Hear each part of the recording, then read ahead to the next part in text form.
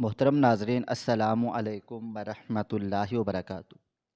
آئی جی کا قافلہ سگنل پر رکا تو ایک بوڑھے بھکاری نے شیشے پر دستک دی۔ گارڈ نے اسے دھکا دیا تو وہ سڑک پر گر گیا۔ آئی جی صاحب نے گاڑی سے اتر کر اسے اٹھایا۔ جب بھکاری کا چہرہ سامنے آیا تو آئی جی صاحب کی آنکھوں سے آنسو جاری ہو گئے اور اس نے وہیں سڑک پر بیٹھ کر اس بھکاری کے گندے پیر پکڑ لیے۔ ٹریفک رک گئی۔ آجی صاحب نے اپنے سٹاف کو بتایا کہ یہ بھکاری آج اس حال میں ہے، مگر ماضی میں یہ وہ عظیم انسان تھا جس نے مجھے۔ میں آئینے کے سامنے کھڑا اپنا کوٹ درست کر رہا تھا جب اچانک کمرے کا دروازہ کھلا تھا اور کنیز داخل ہوئی تھی۔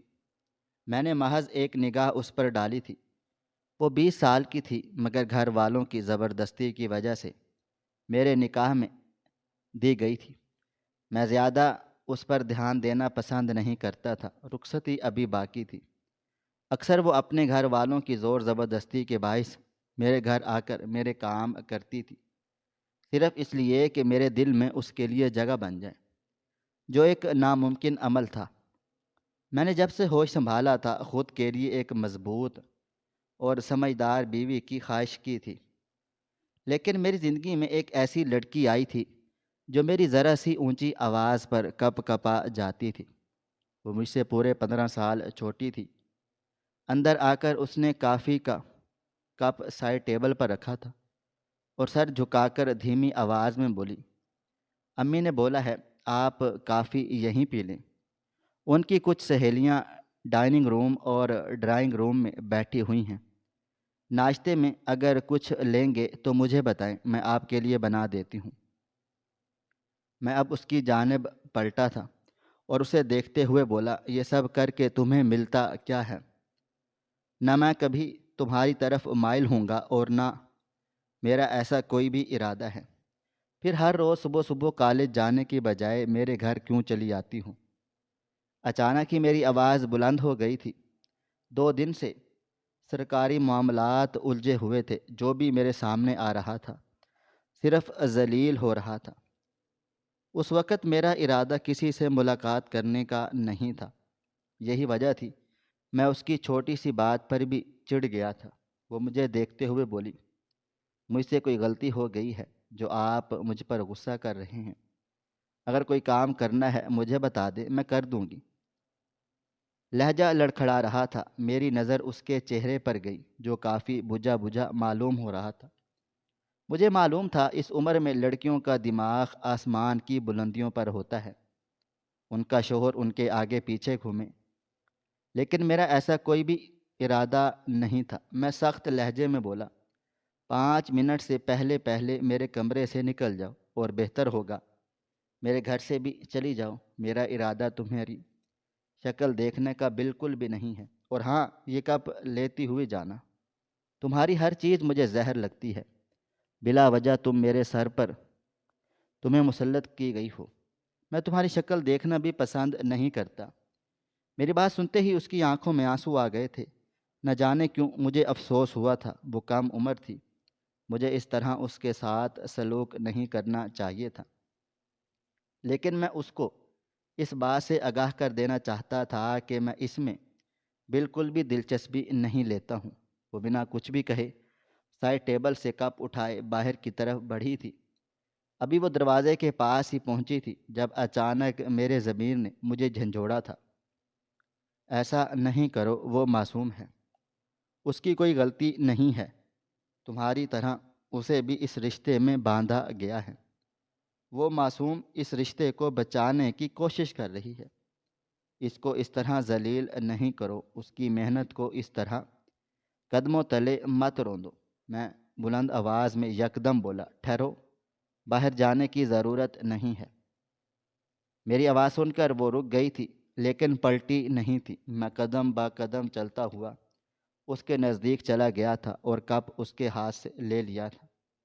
چند لمحے ہم دونوں خاموش رہے تھے اور پھر میں بنا کچھ بھی بولے کمرے سے نکل آیا تھا۔ جب بھی میں کنیز کو ذلیل کرتا تھا یا اس کو اس کی اوقات یاد دلاتا تھا، مجھے ہمیشہ افسوس ہوتا تھا۔ دل میں ایک عجیب سا خلا پیدا ہو جاتا تھا کہ بڑوں کی زبردستی میں اس معصوم کا کیا قصور؟ میں ڈرائنگ روم میں داخل ہوا۔ امی مجھے دیکھتے ہی خفا ہو گئی تھی اور ان کی سہیلیاں فوراً ہی اپنی جگہوں سے کھڑی ہو چکی تھیں۔ میں نے تمام خواتین کو مشترکہ سلام کیا تھا اور امی کو باہر بلا لیا تھا۔ میرے اشارہ کرنے پر وہ سو کی رفتار سے باہر گئی تھی۔ امی کو بالکل پسند نہیں تھا میں ان کی سہیلیوں کے سامنے چلا ہوں۔ ان کا کہنا تھا کہ تم بڑے ہو چکے ہو، رخصتی کرنے پر رضامند نہیں ہوتے، اور میری سہیلیوں کے بچوں کی شادیاں ہو چکی ہیں، ان کی اولادیں ہو چکی ہیں، اور ایک تم ہو جسے صرف اور صرف اپنی ڈیوٹی سے سروکار ہوتا ہے۔ میں باہر آیا۔ میں کچھ کہتا اس سے پہلے ہی وہ غصے سے بولی، کیا مصیبت ہے؟ تم ڈرائنگ روم میں کیوں آئے؟ میں نے کنیز کے ہاتھ پیغام بھیجا تھا، یہاں آنے کی کوئی بھی ضرورت نہیں ہے، مگر تم سنتے ہی نہیں ہو۔ ان کی بات سن کر میں سخت لہجے میں بولا، ساری باتیں چولہے میں گئیں، مجھے آپ اس بات کا جواب دیں۔ صبح صبح کنیز ہمارے گھر کیا کر رہی ہے؟ یہاں تک مجھے معلوم ہے چاچو اور بلاول دونوں کا کام ہمارے گھر کے روڈ سے نہیں آتا ہے، پھر یہ اکیلے یہاں کیسے چلی آئی؟ یقیناً آپ نے گاڑی بھیجی ہوگی، آپ کو اچھی طرح معلوم ہے مجھے یہ لڑکی بالکل پسند نہیں ہے، پھر کس بات کے لیے آپ نے اسے یہاں بلا لیا اور میرے کمرے میں بھی بھیج دیا؟ میری بات سن کر امی کے ماتھے پر بل پڑے تھے اور وہ مجھے دیکھتے ہوئے بولی، کیوں نہ بلاؤں اسے؟ بیوی ہے وہ تمہاری، 20 سال کی معصوم لڑکی ہے، اس کے باوجود تمہاری بدتمیزی ختم نہیں ہوتی۔ آج تک تمہارے سامنے کھڑے ہو کر اس نے زبان نہیں چلائی، کبھی تم سے اونچی آواز میں بات نہیں کی، جو تم کہتے ہو سر جھکا کر مان لیتی ہے، میری ایک آواز پر دوڑی چلی آتی ہے، صرف اس امید پر کہ کبھی تو تمہارا دل نرم ہوگا، لیکن ایک تم ہو جو سوائے اس کو ڈانٹنے کے اور کچھ نہیں کرتے۔ آج اگر تم اس معصوم کے ساتھ اس طرح کا رویہ رکھ رہے ہو، یاد رکھنا کل جب تمہاری بیٹی اس دنیا میں آئے گی، تمہاری بیٹی کے ساتھ بھی اس کا شوہر ایسا ہی رویہ رکھے گا۔ مکافات عمل دنیا میں ہی ہوتا ہے، اس بات کو لکھ لو۔ ان کی بات سن کر میں نے ضبط سے مٹھیاں بھینچی تھیں اور انہیں دیکھتے ہوئے بولا، یہاں پر میں آپ سے سوال کر رہا ہوں، آپ نے گاڑی بھیج کر اسے کیوں بلایا اور آپ مجھے فیوچر کی باتیں سمجھا رہی ہیں؟ میری بات سن کر ان کا منہ بن گیا تھا۔ وہ مجھے دیکھتے ہوئے بولی، میری سہیلی آ رہی تھی آج ناشتے پر، اگر میری بہو گھر پر نہیں ہوتی 100 طرح کی باتیں بنائی جاتی کہ تمہاری شادی نہیں ہوئی وغیرہ وغیرہ۔ ان کی بات سن کر میں فوراً سے بولا کہ آپ نے سب کو یہ بول رکھا ہے کہ ہم دونوں ایک ساتھ رہتے ہیں، رخصتی ہو چکی ہے۔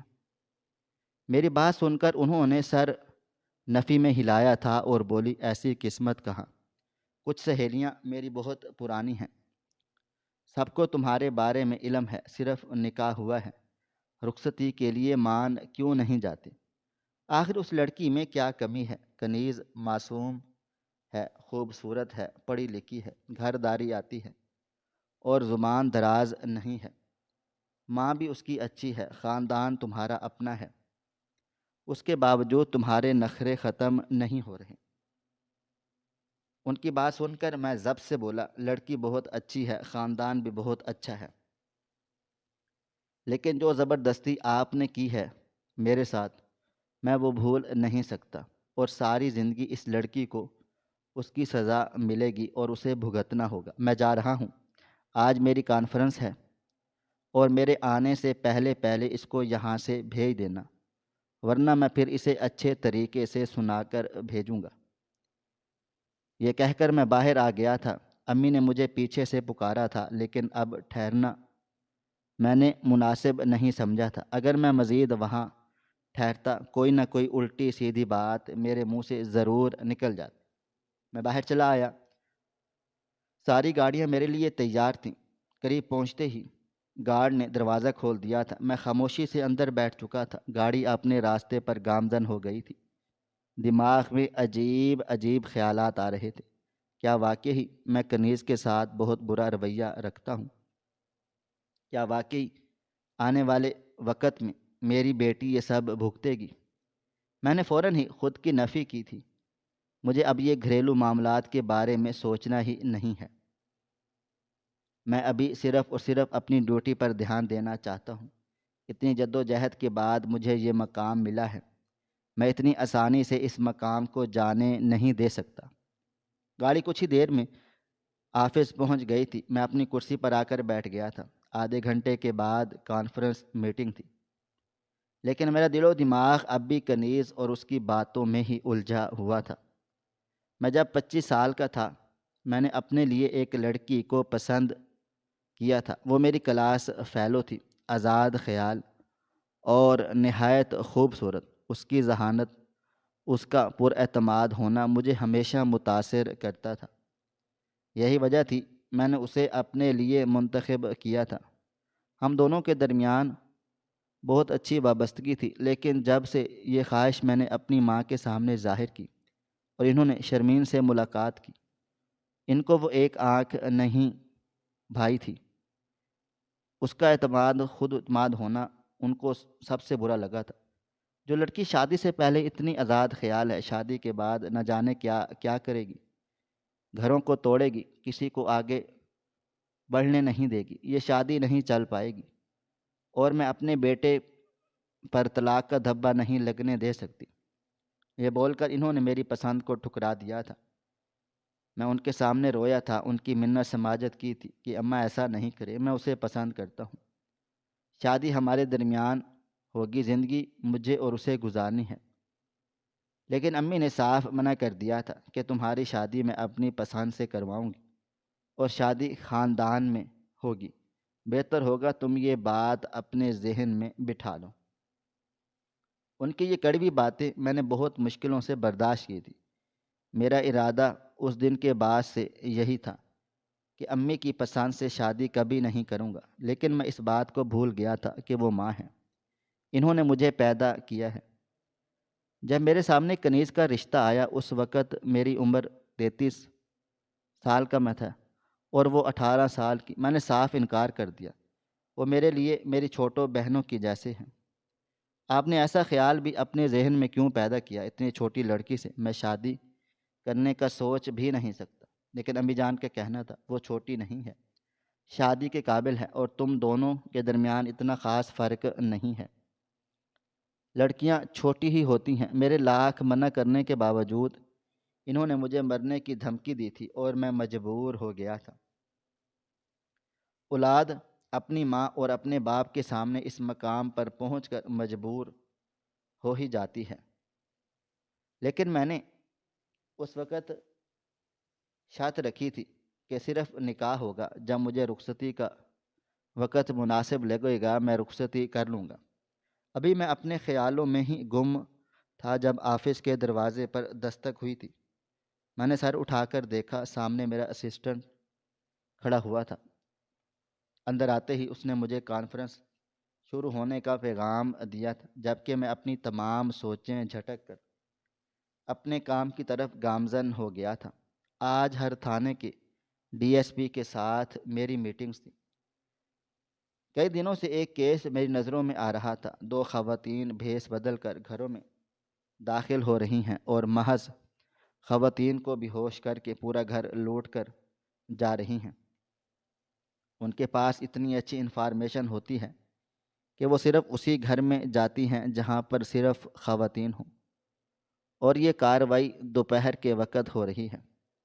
پہلے پہل میں اس کیس کو نظر انداز کرتا رہا کیونکہ چوری اتنی زیادہ نہیں ہو رہی تھی، محض چند پیسے اور چھوٹے موبائل فون ہی غائب ہوئے تھے۔ مگر ابھی کچھ روز پہلے ایک بڑی واردات کی گئی تھی جس میں موبائل فون، سونے کے 2 سیٹ، سونے کی چوڑیاں اور ایک چین غائب کی گئی تھی، اور ساتھ ہی ایک بچے کی طرح کو بے ہوش بھی کیا گیا تھا۔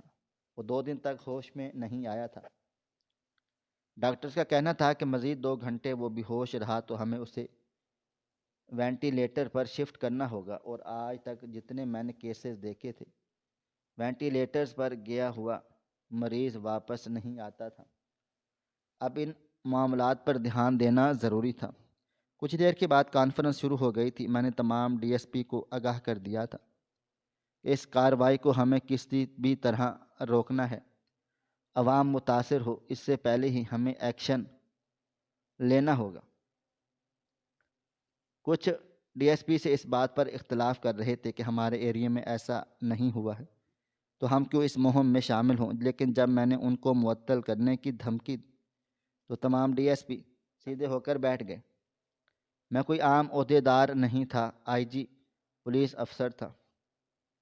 یہ تمام لوگ میرے انڈر کام کر رہے تھے۔ ہماری میٹنگ تقریباً 1 گھنٹہ چلی تھی اور پھر میں نے تمام لوگوں کو جانے کا مشورہ اشارہ کر دیا تھا، اور میں خود بھی حیران و پریشان تھا۔ آخر یہ خواتین 2 ہونے کے بعد اتنی جگہوں پر واردات کیسے کر سکتی ہیں؟ شاید یہ ایک پورا گروہ تھا جو اس پر کام کر رہا تھا۔ وقت کی رفتار نہ کبھی تھم سکی ہے اور نہ کبھی تھم پائے گی۔ رات 9 بجے میں اپنے گھر کی جانب گامزن ہو گیا تھا۔ میرے ساتھ ایک پورا قافلہ چلتا تھا۔ گھر پہنچ کر میں سیدھا اوپر کمرے کی طرف بڑھا تھا جب اچانک ایک ملازم نے مجھے پیچھے سے پکارا تھا۔ میں نے پلٹ کر دیکھا، وہ کافی پریشان کھڑا ہوا تھا۔ میں کچھ کہتا اس سے پہلے ہی وہ سر جھکا کر بولا، معاف کرنا صاحب، آپ کو میں پریشان کر رہا ہوں، لیکن ڈرائنگ روم میں مہمان بیٹھے ہیں اور بیگم صاحبہ نے حکم صادر کیا تھا کہ جب آپ آ جائیں آپ کو آگاہ کر دیا جائے۔ یہ میرے آرام کا وقت تھا۔ اس وقت میں فریش ہو کر جم کرتا تھا اور پھر سوتا تھا یا زیادہ سے زیادہ آفس کا کام کرتا تھا۔ اس وقت میرا کسی سے ملنے کا کوئی بھی ارادہ نہیں تھا۔ میں نے ملازم کی بات نظر انداز کیے اوپر جانے لگا جب وہ ایک بار پھر پریشانی بھرے لہجے میں بولا، بیگم صاحبہ نے کہا تھا آپ ان لوگوں کو ملے بغیر اوپر نہیں جا سکتے۔ دراصل چھوٹی بی بی کے گھر والے آئے ہوئے ہیں اور چھوٹی بی بی بھی گھر پر ہی ہیں، وہ اپنے گھر نہیں گئی۔ آپ سے گزارش ہے آپ مل لیں۔ اگر آپ نہیں ملیں گے بیگم صاحبہ میری شامت لے آئیں گی۔ اس کی بات سن کر میرے قدم جم گئے تھے۔ چاچو اور چاچی آئے ہوئے تھے اور ابھی تک کنیز گئی نہیں تھی، یعنی معاملہ ابھی بھی اٹکا ہوا تھا۔ یقیناً امی نے ہی ان لوگوں کو فون کر کے بلا لیا تھا۔ رخصتی کی بات کرنے یہ سوچ کر ہی میرے پورے وجود میں آگ لگ گئی تھی جب میں اپنی ماں کو سیدھی زبان میں سمجھا چکا تھا کہ ابھی میرا رخصتی کرنے کا کوئی ارادہ نہیں ہے، پھر گھر میں تماشا لگانے کی کیا ضرورت۔ گھر کے ملازمین کو بھی میری پرسنل لائف کے بارے میں ہر ایک چیز معلوم تھی۔ صرف میری ماں کی وجہ سے میں غصے میں کمرے کی طرف بڑھ گیا تھا۔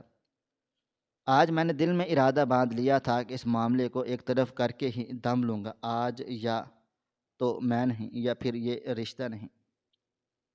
دروازے پر پہنچ کر میں نے گلا صاف کیا تھا۔ میری آواز سن کر وہ تمام لوگ میری جانب متوجہ ہو گئے تھے۔ میری بیوی کا بھائی، چاچو، امی، بابا سب خاموشی سے بیٹھے ہوئے تھے۔ میں نے مشترکہ سلام کیا تھا اور ایک طرف ٹانگ پر ٹانگ چڑھا کر بیٹھ گیا تھا۔ چہرے پر خاص کر سختی لے آیا تھا۔ چاچو مجھے دیکھتے ہوئے بولے، کیا حال ہیں؟ کافی دیر سے ہم تمہارا انتظار کر رہے تھے۔ مجھے لگا آج تم سے ملاقات نہیں ہو پائے گی۔ ان کی بات سن کر میرا دل کیا کہ میں کوئی الٹا جواب دوں، لیکن جب اگلا شخص آپ سے طریقے سے بات کر رہا ہے، خاص کر اس کی عمر آپ سے بڑی ہو، آپ کوئی حق نہیں رکھتے بدتمیزی کرنے کا۔ میں سنجیدگی سے بولا، میرا یہی آنے کا وقت ہے۔ خیر آپ کیوں میرا انتظار کر رہے تھے؟ سب خیریت ہے؟ میری بات سن کر وہ بولے، تمہاری والدہ نے آج ہمیں دعوت پر بلایا ہے۔ کنیز صبح سے آئی ہوئی ہے۔ دراصل ہم یہاں شادی کی تاریخ طے کرنے آئے ہوئے ہیں، پتہ ہی ہوگا تمہیں۔ میں نے حیرت سے اپنی ماں کو دیکھا تھا جو کافی سجی سنوری معلوم ہو رہی تھی۔ میرا غصہ 7ویں آسمان پر پہنچ گیا تھا۔ میں کچھ کہتا اس سے پہلے ہی میری امی بولی، ارے آپ کو اس کو کیوں بتا رہے ہیں؟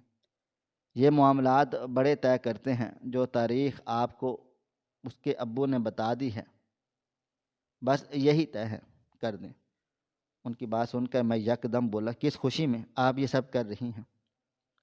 شادی مجھے کرنی ہے یا باپ کو؟ جو تاریخ وہ دے رہی ہیں۔ میرا لہجہ یکدم خراب ہو گیا۔ میری ماں میری بات سن کر بری طرح سے پریشان ہوئی تھی۔ کمرے میں موجود ہر شخص کے چہرے پر پریشانی جھلکنے لگی تھی، لیکن مجھے کسی سے کوئی سروکار نہیں تھا۔ میری نظر اب کنیز پر گئی تھی، جس کا سر مزید جھک گیا تھا۔ میں غصے سے بولا، آپ سب اپنے ذہن سے یہ بات اچھے طریقے سے نکال دیں کہ میرا ارادہ ابھی رخصتی کرنے کا نہیں ہے۔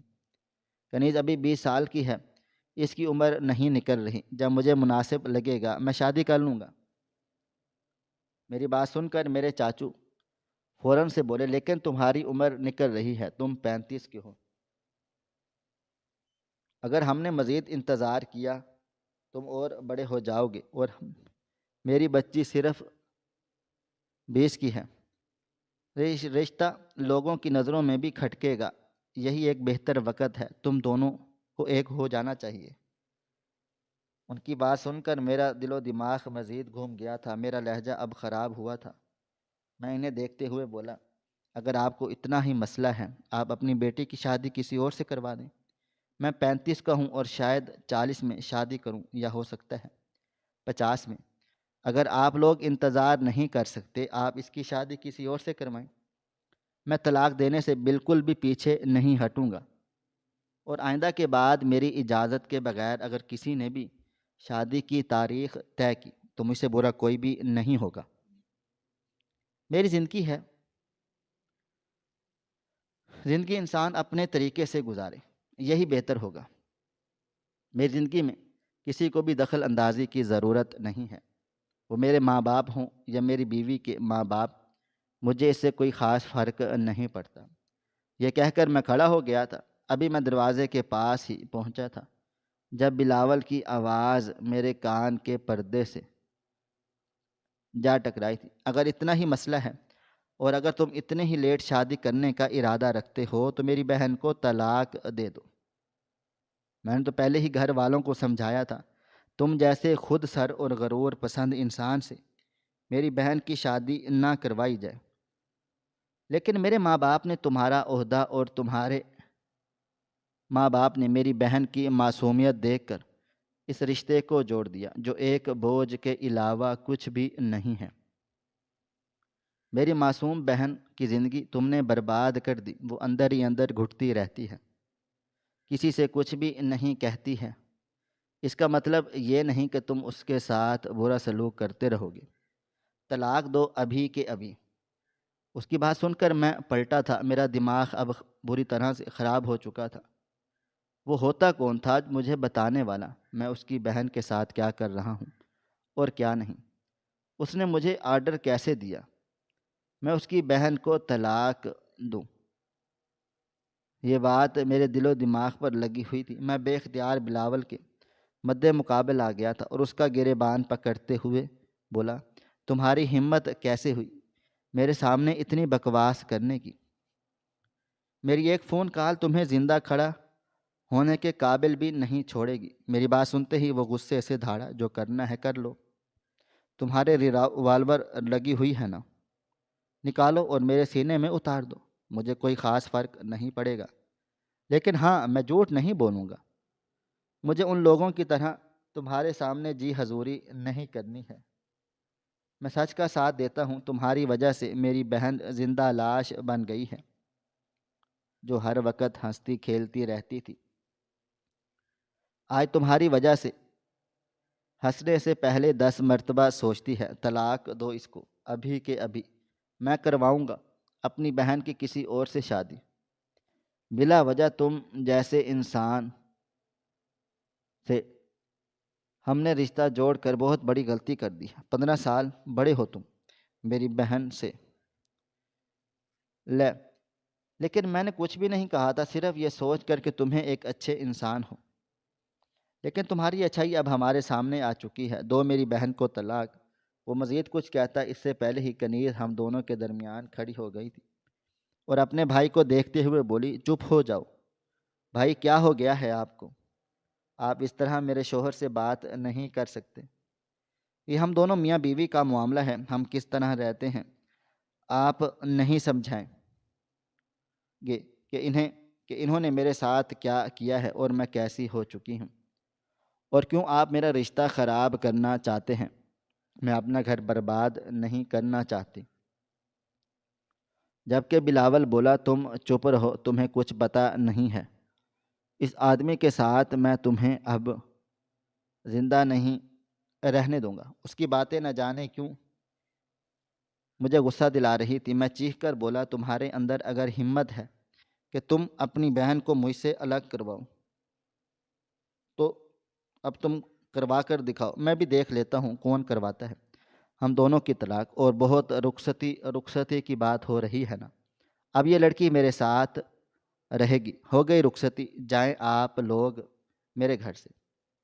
بیٹی رخصت ہو چکی ہے آپ کی، اب یہ کہیں بھی نہیں جائے گی۔ میری بات سنتے ہی بلاول بولا، سب پتہ ہے، میری بہن کو اپنے پاس رکھ کر اذیت دو گے، میں کسی بھی قیمت پر تمہارے حوالے اسے نہیں کروں گا، یہ میرے ساتھ ہی جائے گی، اور اب تمہارے پاس طلاق کے کاغذات آئیں گے۔ اس کی بات سنتے ہی میں نے بے اختیار اپنی بیوی کا بازو تھاما تھا اور اسے اپنے پیچھے کی جانب کرتے ہوئے بولا، اگر ہمت ہے اسے اپنے ساتھ اب تم لے کر جانا، بلا وجہ تم نے مجھے طیش دلا دیا ہے۔ یہ کہتے ہی میں نے کنیز کو دیکھا تھا اور غصے سے گھرایا، کمرے میں چلی جاؤ تم، تھوڑی دیر میں آ جاتا ہوں۔ میری بات سن کر بلاول فوراً سے بولا، کہیں نہیں جائے گی میری بہن، کیوں نہیں سن رہے تم؟ وہ مزید کچھ کہتا اس سے پہلے ہی کنیز بولی، میں اپنے شوہر کے ساتھ رہوں گی، وہ مجھے کسی بھی حال میں رکھے، میں خوش ہو جاؤں گی۔ آپ چلے جائیں بھائی، میرے گھر کو برباد مت کریں خدا کے لیے۔ ایک لمحے کے لیے میں اپنی جگہ پر سن ہو گیا تھا۔ میں نے اپنی بیوی کو غور سے دیکھا تھا، آنکھوں میں آنسو، چہرے پر پریشانی۔ نہ جانے کیوں آج پہلی بار مجھے اپنے دل کے قریب وہ مجھے محسوس ہوئی تھی جو میری خاطر اپنے بھائی کے خلاف جا رہی تھی۔ یہ کہتے ہی وہ اپنے کمرے کی طرف بڑھ گئی تھی، جبکہ میں بلاول اور چاچو کو دیکھتے ہوئے بولا، بہتر ہوگا آپ دونوں بھی چلے جائیں، کیونکہ میں اب کہیں بھی نہیں جانے دوں گا اسے۔ اور ہاں چاچو، اپنے بیٹے کو تمیز سکھائیں، بڑوں سے کس طرح سے بات چیت کی جاتی ہے۔ یہ کہہ کر میں بھی ٹھہرا نہیں تھا اور اپنے کمرے میں ہی کی طرف بڑھ گیا تھا۔ کمرے کے دروازے کے پاس پہنچ کر نہ جانے کیوں مجھے آج گھبراہٹ محسوس ہوئی تھی۔ جس لڑکی کو میں ہمیشہ ذلیل و رسوا کرتا رہتا تھا، اپنے کمرے سے باہر نکالتا تھا، آج وہ میرے کمرے میں موجود تھی۔ میں نے گہری سانس لی تھی اور کمرے میں داخل ہوا تھا۔ سامنے ہی کھڑکی کے پاس وہ پریشان سی کھڑی ہوئی تھی۔ میری آہٹ سنتے ہی وہ پلٹی تھی۔ میں کچھ کہتا اس سے پہلے ہی وہ ہاتھ جوڑ کر بولی، مجھے معاف کر دو، میری وجہ سے یہ سب کچھ تماشا ہوا اور بلاول بھائی آپ کے منہ لگے۔ میں ان کی طرف سے بھی معذرت خواہ ہوں، آپ ناراض نہ ہوں، مجھے طلاق نہیں چاہیے۔ میں طلاق کا لفظ بھی اپنے ہم دونوں کی زندگیوں میں نہیں لانا چاہتی۔ اس کی بات سن کر میں فوراً سے بولا، کوئی ضرورت نہیں ہے معافی مانگنے کی، جسے مانگنے کی ضرورت ہے وہ مانگ لے، یہی بہتر ہے۔ اپنے بھائی کو اپنی زبان میں سمجھا دینا، مجھ سے معافی مانگ لے، ورنہ اس کا حال میں وہ کر دوں گا جو اس نے کبھی سوچا بھی نہیں ہوگا۔ تم اچھی طرح سے جانتے ہو میرا عہدہ کیا ہے۔ میری بات سن کر وہ اچانک ہی میرے قدموں میں بیٹھ گئی تھی۔ میں بے اختیار 2 قدم پیچھے ہوا تھا، آنکھوں سے آنسو بہہ رہے تھے، اور وہ میرے آگے ہاتھ جوڑ کر بولا، بھائی کے ساتھ ایسا کچھ بھی نہیں کریے گا، وہ مجھے لے کر جذباتی ہے۔ ان کے منہ سے الٹی سیدھی باتیں نکل گئیں۔ آئندہ کے بعد وہ کبھی مجھے آپ کے ساتھ اس طرح گفتگو نہیں کریں گے، خدا را معاف کر دیں، پلیز میں آپ کے آگے ہاتھ جوڑتی ہوں۔ اس کا میرے قدموں میں بیٹھنا مجھے بالکل پسند نہیں آیا تھا۔ میں نے جو کر اس کا بازو تھاما تھا اور اسے کھڑا کر دیا تھا۔ اسے سخت لہجے میں بولا، میری بیوی ہو تم، چاہے حالات کیسے بھی ہوں، ہمارے درمیان کتنے بھی اختلافات آ جائیں، آئندہ کے بعد اگر تم نے میرے قدموں میں بیٹھی تو میں تمہاری ٹانگیں توڑ دوں گا۔ میں نے ہمیشہ ایک خود اعتماد بیوی کی تلاش کی ہے۔ بے شک جس طرح تم نیچے میرے لیے کھڑی رہی ہو، میرا ساتھ دیا ہے، مجھے بہت زیادہ خوشی ہوئی ہے۔ دل میں ایک چھوٹا سا مقام تمہیں ملا ہے، لیکن آج اگر تم میرے قدموں میں بیٹھی، میں واقعہ بھول جاؤں گا کہ میرا اور تمہارا رشتہ کیا ہے، اور میں تمہیں ایک مجرم کی طرح ٹریٹ کروں گا۔ سمجھ آئی؟ میری بات سنتے ہی اس نے فوراً سے سر ہاں میں ہلا دیا تھا۔ وہ مجھے دیکھتے ہوئے بولی، آپ مجھ پر مکمل اختیار رکھتے ہیں، میں ہر رشتے کے لیے تیار ہوں۔ اس کی بات کا مطلب میں سمجھ گیا تھا۔ رات قطرہ قطرہ کر کے پگھلتی چلی گئی تھی۔ اگلی صبح کا سورج پوری آب و تاب سے روشن ہوا تھا۔ میری آنکھ کمرے میں ہوتی ہلکی سی آواز سے کھلی تھی۔ چند لمحے تک میں ایک طرف ہی لیٹا رہا تھا، لیکن جیسے جیسے آواز تیز ہونے لگی میں نے گردن موڑ کر دیکھا۔ ڈریسنگ کے سامنے وہ بال کھول کر کھڑی ہوئی تھی۔ نہ جانے کیوں رات کے لمحات میری آنکھوں کے سامنے آنے لگ گئے تھے۔ وہ لڑکی اتنی بھی بری نہیں تھی جتنا میں نے اسے سوچا ہوا تھا۔ وہ واقعی معصوم اور حساس تھی۔ میں فوراً بیٹھ گیا تھا۔ آفس کا بھی ٹائم ہو رہا تھا۔ مجھے جاگتا ہوا دیکھ وہ یکدم بکھلائی تھی اور دوپٹہ سر پر رکھا تھا، جبکہ میں اس کی اس حرکت پر نہ جانے کیوں مسکرا گیا تھا۔ بنا کچھ بھی کہے میں واش روم کی طرف بڑھ گیا تھا۔ فریش ہو کر باہر آیا۔ بیڈ پر ہی میری وردی رکھی ہوئی تھی۔ میں نے خاموشی سے اپنے کپڑے وغیرہ تبدیل کیے اور تیار ہو کر باہر آ گیا تھا۔ پورا ناشتہ اس نے اپنے ہاتھوں سے میرے لیے تیار کیا تھا۔ ڈائننگ ٹیبل پر امی، بابا اور وہ بیٹھے میرا انتظار کر رہے تھے۔ سب کو سلام کر کے میں خاموشی سے بیٹھ گیا تھا۔ میں جانتا تھا بابا جان ولیمے کے بارے میں ہی بات کریں گے۔ نہ جانے کیوں کل رات کے بعد میرا دل کنیز کے لیے بدلنے لگا تھا، اور اب جو تعلق ہم دونوں کے درمیان تھا اس کے بعد کوئی گنجائش باقی نہیں تھی ولیمہ نہ کرنے کی۔ ابھی میں نے پہلا لقمہ منہ میں ڈالا ہی تھا جب بابا مجھے دیکھتے ہوئے بولے، کیا ارادہ ہے اس رشتے کو لے کر؟ کل رات تم نے غصے میں اسے روک لیا تھا۔ بلاول بھی بہت غصے میں گیا ہے۔ وہ مزید کچھ کہتے اس سے پہلے ہی کنیز بولی، تایا ابو بھائی کی آپ ٹینشن نہیں لے، میں انہیں سمجھا لوں گی۔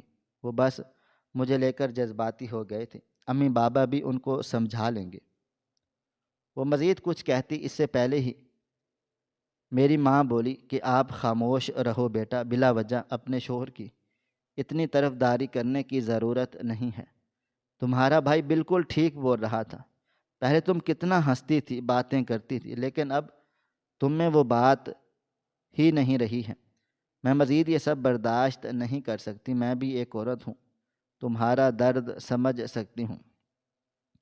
تم اب ٹھیک طریقے سے جواب دے دو، تم نے اس رشتے کا کرنا کیا ہے؟ امی مزید کچھ کہتی اس سے پہلے ہی میں بولا، بس خاموش ہو جائیں، بات کو بڑھانے کی ضرورت نہیں ہے، چاچو سے بات کریں۔ میں ولیمے کے لیے تیار ہوں، ہم اسی سنڈے کو ولیمہ رکھ لیتے ہیں۔ میں سب کو انویٹیشن دے دوں گا، آپ بھی جسے بلانا چاہتی ہیں بلا لیجیے گا۔ یہ اب کہیں بھی نہیں جائے گی، میری بیوی ہے، میں رخصتی لے چکا ہوں، میری دو زبانیں نہیں ہیں، جو میں نے کہہ دیا وہی ہوگا۔ اور اگر کسی نے بلا وجہ کا ڈرامہ کرنے کی کوشش کی، میں اس گھر کو چھوڑ کر چلا جاؤں گا اور کنیز میرے ساتھ جائے گی۔ باقی آپ سب اپنا دیکھ لیں۔ میں یہ کہہ کر کھڑا ہو گیا تھا اور بنا کچھ بھی کہے گھر سے نکل گیا تھا۔ میری گاڑیاں دروازے پر ہی تیار کھڑی ہوئی تھیں۔ میں گاڑی کے پاس پہنچا، فوراً ہی دروازہ کھولا گیا۔ میرے بیٹھتے ہی پورا قافلہ چل پڑا تھا۔ میرے دل و دماغ میں اب کئی طرح کے خیالات تھے۔ کیا جو فیصلہ میں لے رہا ہوں آگے جا کر میرے لیے مفید ثابت ہوگا؟ کیا ہم دونوں ایک دوسرے کے ساتھ خوش رہیں گے، یا پھر یہ وقتی انٹریکشن ہے؟ اس کے جذباتی الفاظ مجھے مائل کر گئے ہیں۔ فی الحال میں نے کسی بھی بات پر دھیان دینا ضروری نہیں سمجھا تھا، میں بس اس رشتے کو اب ایک موقع دینا چاہتا تھا۔ سب کی باتیں میرے دل و دماغ میں چل رہی تھی، اس کا خاموش ہو جانا مجھے بھی نظر آتا تھا، لیکن بس اپنے غصے کی وجہ سے میں دیکھ نہیں سکتا تھا۔ کچھ ہی دیر کے بعد گاڑی ایک سگنل پر رک گئی تھی۔ میں ارد گرد ہی نظریں دوڑا رہا تھا جب اچانک ایک بھکاری نے میرے گاڑی کے دروازے پر دستک دی تھی۔ میں بے اختیار پلٹ کر دیکھا۔ میں شیشہ نیچے کرتا جب اچانک میرے گارڈ نے اس بھکاری کو زور سے پیچھے دھکیلا تھا۔ نہ جانے کیوں مجھے بہت برا لگا تھا۔ وہ بھکاری بوڑھا معلوم ہو رہا تھا۔ میں نے فوراً سے دروازہ کھولا اور گاڑی سے اتر گیا تھا۔ گارڈ فوراً میرے ارد گرد ہوئے تھے۔ وہ بھکاری واقعی ہی بوڑھا لگ رہا تھا۔ میں نے فوراً ان کے بازو کو تھاما تھا اور جیسے ہی میں نے اس شخص کو سیدھا کیا، لمحے بھر کے لیے ایسا محسوس ہوا میرے قدموں تلے سے زمین نکل گئی ہو، آسمان سر پر آن گرا ہو۔ میں سکتے کی کیفیت میں آ گیا تھا، جبکہ وہ بوڑھا شخص کھڑا ہو چکا تھا اور اب مجھے مسکرا کر دیکھ رہا تھا۔ وہ کچھ کہتے اس سے پہلے ہی میں گھٹنوں کے بل ان کے سامنے بیٹھ گیا تھا۔ ایسا لگتا تھا جیسے میرا ماضی میری آنکھوں کے سامنے کھڑا ہو۔ جس انسان کو میں اتنے سالوں سے مرا ہوا مان کر بیٹھا تھا، وہ شخص زندہ تھا، یعنی میری اداسی کی وجہ زندہ تھی۔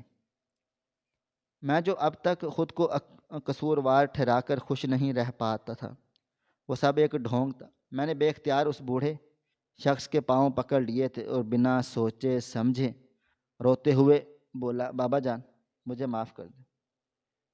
میں نے آپ کو ہر جگہ تلاش کیا، میرا قصور نہیں ہے۔ میں آپ کو ہر ایک جگہ ڈھونڈا، آپ کی تصویر ہر تھانے میں بھیجی، جتنا میری ذات سے ہو سکتا تھا میں نے کیا۔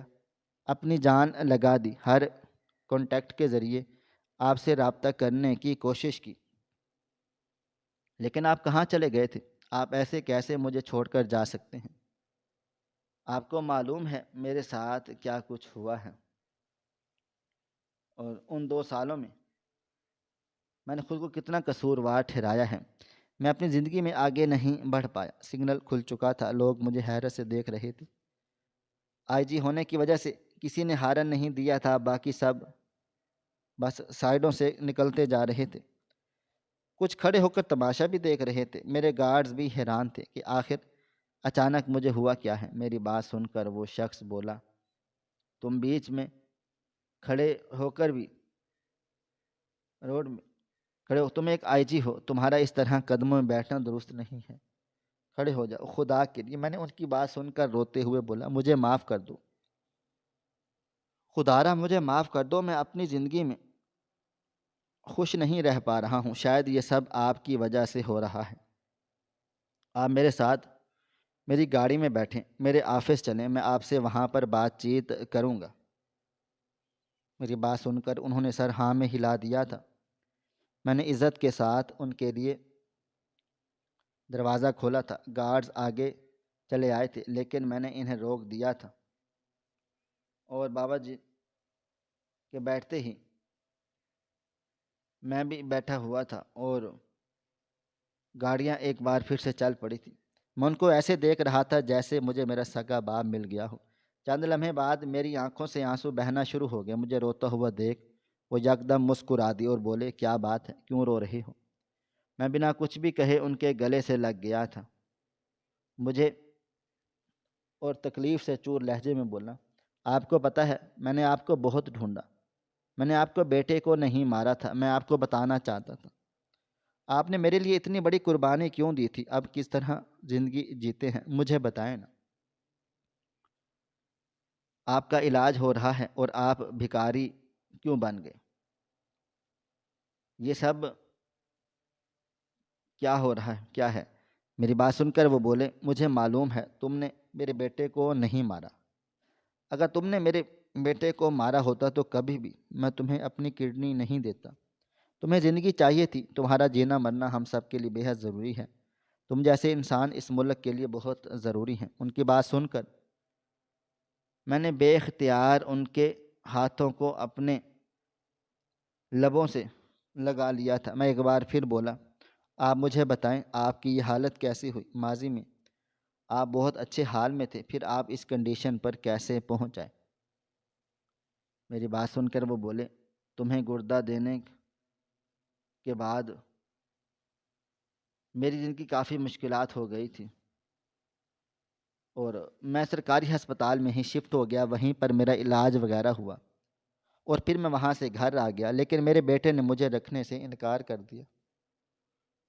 ان کا کہنا تھا کہ آپ نے اپنے چھوٹے بیٹے کے ساتھ دشمن کا ساتھ دیا، اسے اپنا گرویدہ بنایا ہے۔